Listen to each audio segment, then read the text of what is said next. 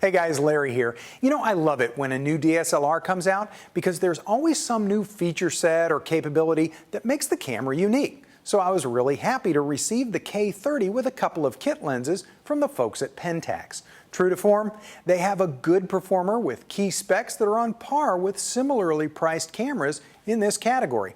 But the K-30 also has some standout features and interesting design ideas. Like similarly priced cameras, it's got a good size sensor. It's called an APS-C sensor, and it's 16.3 megapixels. It's got a very bright 3-inch LCD, an optical viewfinder that has 100% field of view coverage as well. It can shoot 1080p HD video at 24, 25, or 30 frames a second. It shoots 6 frames a second in burst mode, and it has good low light sensitivity with an ISO that can go up to 25,600 in expanded mode. Now, I found the low light performance to be pretty darn good, though I didn't do any side-by-side lab test comparisons with other similar cameras. I also really like the quality of the images captured by this camera, but the best quality and color will definitely come from RAW files. I found the JPEG files generated by the default settings of the K-30 were a little too saturated for my taste, although you can always tone that down by adjusting a setting or two. When you get past the basics, there are quite a few features that distinguish the K-30 from the competition. And the first one you'll notice is the camera body itself. It has a polycarbonate body, and then at its core, there's a stainless steel chassis. So it's solidly built, and it has some good heft, but it's not too heavy.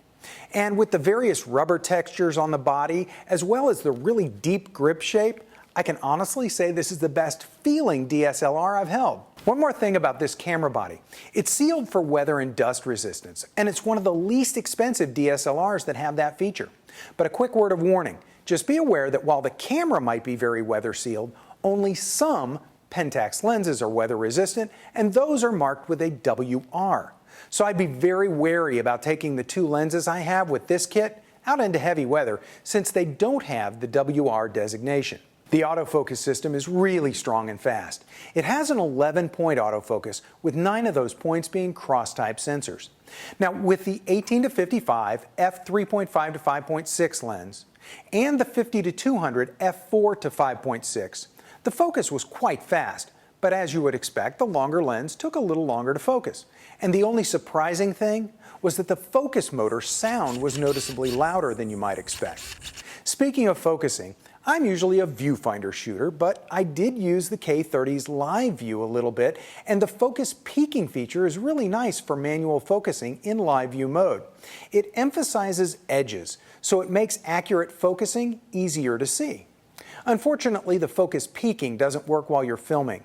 It's only for shooting stills. The K-30 has in-camera sensor shift technology for image stabilization, rather than lens-based vibration reduction. Unfortunately, in my testing, zoomed to 200 millimeters, the image stabilization doesn't help too much, and it falls a bit short of the competition.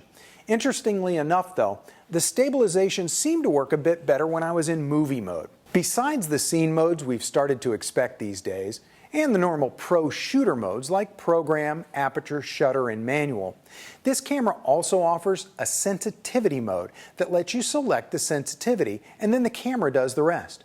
It also has a shutter plus aperture mode where you can set those 2 factors and leave the rest up to the camera. I can see those extra options helping a relatively new shooter experiment and learn while they're shooting. There are 2 features this camera has I think every DSLR should offer. First, besides the rechargeable battery, you can get an optional adapter that uses 4 AA batteries. And second, the RAW files this camera generates are DNG digital negative files. That's the open standard Adobe created to define camera RAW files. Normally, manufacturers reinvent camera RAW files every time they come out with a new camera. So the only way to use your RAW files would be with the special software from the camera maker. Then after a few months, Adobe updates their list of supported cameras for the Adobe Camera Raw plugin, so you can finally open your RAW files directly into Photoshop, Lightroom, or Photoshop Elements.